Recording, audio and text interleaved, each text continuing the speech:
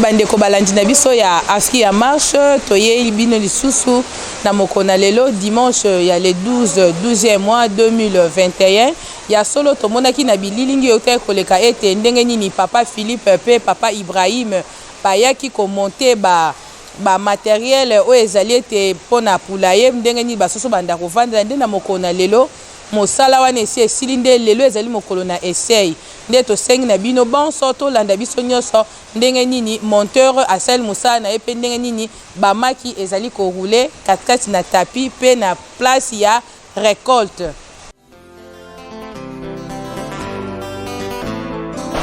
Abwaki maki maki atitia partir ala komi kotambola awa tia bimela kunga yasaka nyonso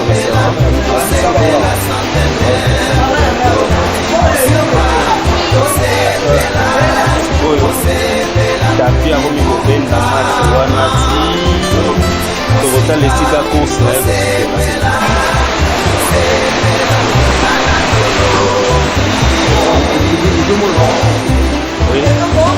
oyo eza ese tosala tozwika échantillon ya tapi kote moko yanga nomoni toteka bamaki kote moko azokule tozela ti adima kuna esika tozela maki kuna sekomi si tozangwaka kika maki awa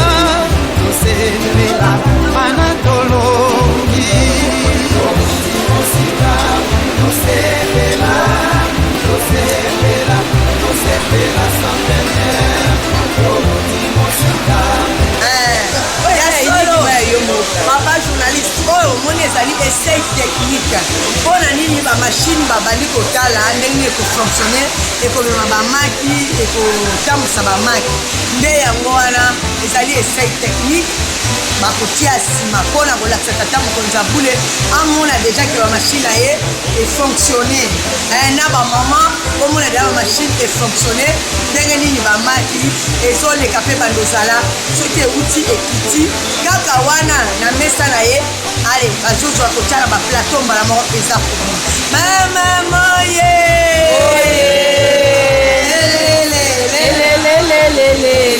ezale lokote ezale lokote eza mapambo ezale lokote ezale lokote eza mapambo mama mwiloye liboso nazali na esengo mpona mosala esalami avec succès et nalingi expliquer quand même importance ya babiloko nyonso to matériel nyonso oyo toza nango na kati ya ferme. Voilà, liboso kotala d'abord eloko oyo batielaka basoso bilei une fois que bazali kopousa yango faut ko interdit bato bamata likolo vraiment ya biloko parce que une fois bamati ekobebisa biloko rapidement. Deuxièmement, c'est à propos ya machine eko utiliser mingi pona ko jwa mak pe ko memango kuna esengeli te ki batika yango moko esengeli mutu azalaka chaque temps wana pe à propos ya ba monteur nango ba chaîne wana ezali wana faut chaque temps que tu as toujours la graisse pour te permettre la machine évoluer très bien et pour éviter aussi la panne. There should be greasing the chain. Let it not dry. On a pu se comment on a parti à la raclette où ils ont permettre souvent après avoir soso sali toilette na bango petit besoin tout le monde qui yango ko utiliser pour na kolongola penza bosoto nyonso mais ezali très important que mutu bato bazala wana peu importe qu'ils aient automatique mais il faut bato bazala wana parce que en cas de besoin en cas d'urgence bato bazala na bako secouer yango peut tout le monde que chaque temps qui raclette ezali ko évoluer tout peut ezali ko fonctionner tout le monde a lisusu que basinga et bana ko bendana et tant basinga zo bendana zo permettre que machine a comme quand même na moins difficulté mais kozala le loté pour makambo c'est ça là et comment moi difficulté alors oyo bakozala mutu ko assister wana akozala pona ko serrer ba boulon afin que raclette fonctionnera toujours chaque temps malam penza. Keep moving, working. The cable will be expanding. Sometimes they may on the scraper. If they on it, the motor will be rolling, but the cable will not move. So if they should see like that, they should take a spanner from that side. They should take a spanner to tight it, to adjust this thing, the bed. If they tight it, the bed will start. The cable will start moving. Parti à 4e ezali parti à côté tout le monde ba robinet wana ezali en général le ça conseiller mieux que avant d'abord mai ekota na mai tant zo yati na tuk to pe ni ya réservoir monene faut que tu filtre pour na permettre que ba saleté ekota na kati pour une fois que ba saleté ekota na kati yango pene ko bloquer même mai ko bima ko bloquer ba machine nyonso zali ko mona kuna yango ko fonctionner.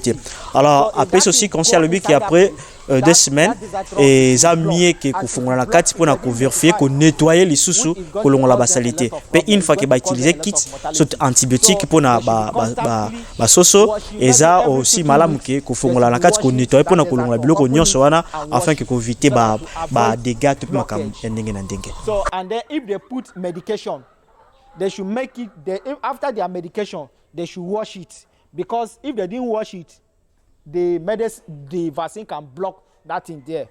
So that is it.